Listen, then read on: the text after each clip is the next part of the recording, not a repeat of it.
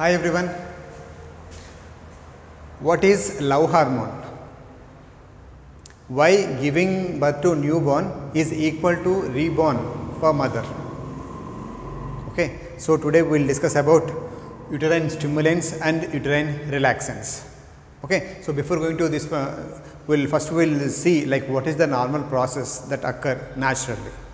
Okay, so this is the schematic representation of the female reproductive system, which is consisting of cervix, fundus, ovaries, vagina, all these different parts. Okay, so when a particular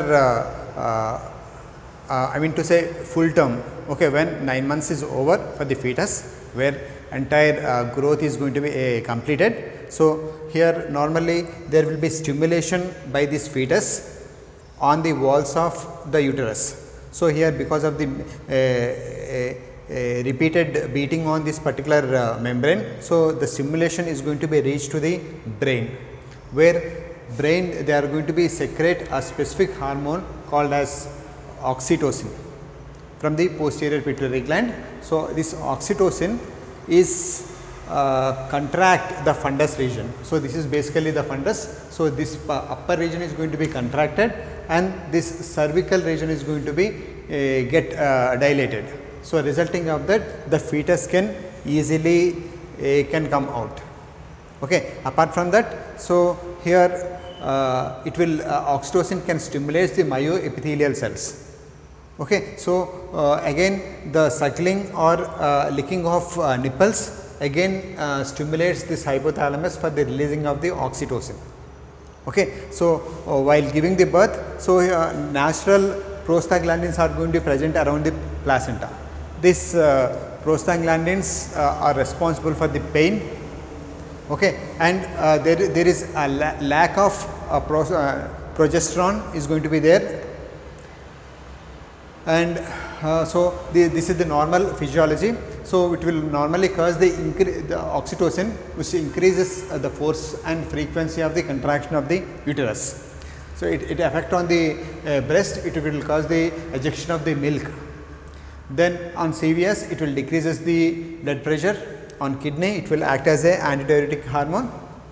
So here this is how the oxytocin plays a vital role in birth of the fetus, of the newborn. Okay. So that is why we will call it oxytocin as love hormone. Okay. So it will enhance the bonding between mother and newborn. Okay. So here then what is the need of using this uterine stimulants?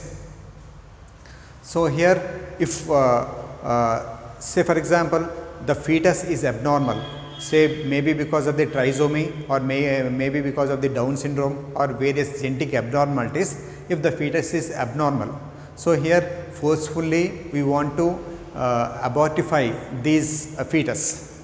Okay. So that is why it is also called as oxytocics or abortifacients. So these normally enhance the contraction of this uterus and will allow the passage of the fetus to the from the uterus.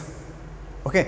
First we will see like what are the drugs which are responsible for this. So normally these drugs will increase the labor and augmentation of this labor.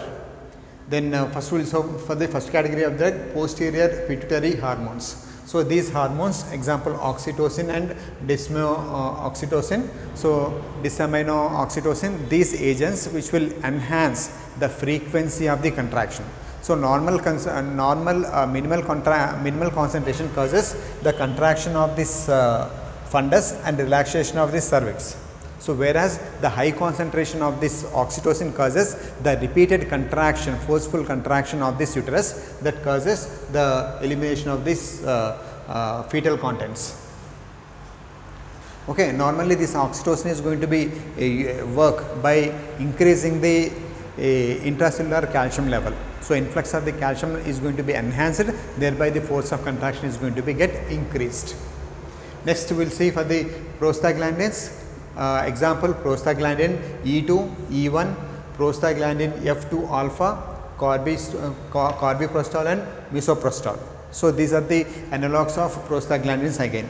So here these agents will enhance the pain sensation, prostaglandins, and it will enhance the sensitivity to oxytocin. So the cells are very sensitive in the presence of prostaglandins. Normally these are going to be present around the placenta, okay, and it will enhance the sensitivity of the oxytocin, and the permeability of the calcium is going to be enhanced. So resulting of that, the calcium penetration into the cell is going to be enhanced, that results the contraction of the muscle.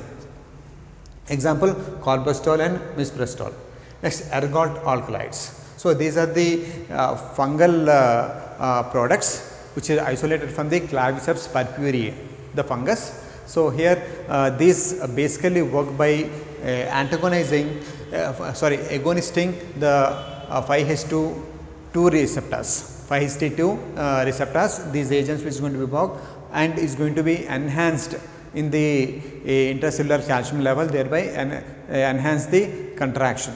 So if you compare this ergot alkaloids and oxytocin, so here ergot alkaloids have very high content of the potency.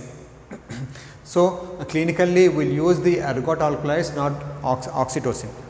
Okay. So normally it is involved in the involution in the sense, so because of the baby growth, so the entire structure of this uterus is going to be get changed. So here again bringing back the uterus, so that is called as involution. So the process of involution is going to be enhanced by using ergot alkaloids. Next, antiprogesterone. So here normally the progesterone is facilitate the growth and staying of the fetus into the uterus. So here using the antiprogesterone, example mifepristol. Okay. So thereby it will enhance the unfavorable condition in the uterus, so that the fetus can be like it will come out of this uterus. Okay. So these are the agents which will called as the uterine stimulants. Stimulants normally will use to increase the labor, increase the pain. So if the full term is specific time is completed, but still if there is no pains, okay, so normally we use these drugs to enhance the pain, so that the normal birth can be take place. Okay. So not only that, so because of the accident or because of the genetic abnormality, if abnormal fetus is there, to eliminate from the body, again we will use these agents. Okay. Next class of the drugs we will discuss about the uterine relaxants.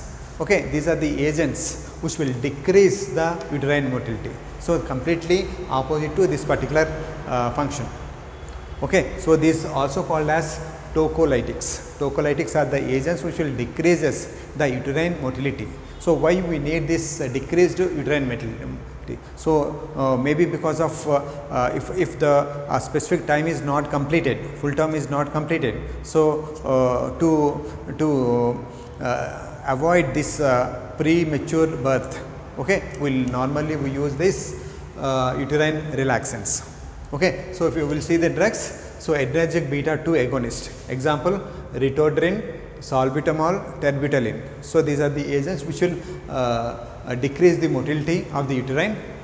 Next, calcium channel blockers. As we discussed, the intracellular calcium levels are going to be enhanced by these agents that increases the contraction. So here we are blocking the calcium channels by the drug called as nifedipine. So thereby the calcium entry is going to be inhibited, thereby contraction force is going to be get decreased. Okay. Next, oxytocin antagonist. So normally oxytocin plays a major role in this process. So here we are inhibiting the oxytocin which is secreting by the posterior pituitary gland by using a specific antagonism, example etosiban. Etosiban is the drug which will antagonize the oxytocin, thereby the effect of the oxytocin can be inhibited. Next, miscellaneous, for example magnesium sulfate. So normally there is a competitive inhibition of the calcium and magnesium. So instead of the calcium there will be available magnesium is going to be enter the cell. So thereby the contraction is can be decreased. So in that way magnesium sulfate can be used. Progesterone. So here progesterone is facilitates here it will not it will provide the favorable environment in the uterus. So, normally we use this progesterone. Next, indomethacin. So, normally prostaglandins which are helpful for the producing pain. So, normally indomethacin is the COX-2 inhibitor. So, thereby prostaglandin synthesis is going to be inhibited. So, that that causes less concentration of the prostaglandins. So, in this way it is going to be used. And nitrates. So, these are the various drugs that can be inhibit uterine motility, thereby the fetus can be remain in the uterus. Okay. So, normally why the giving birth is equal to rebirth for the mother. So, here because in this process the postpartum hemorrhage is the common one. So, here that leads the excess bleeding. Okay. So, because of that the life of mother is in danger. So, normally we use various drugs like oxytocin or ergotamine to contract this uterine, so that the bleeding can be controlled. Okay. So, again all these drugs are to inhibit the motility of the uterine. Okay. So, in this process we can control the time of birth. Okay. So, hope this video is useful. Thank you.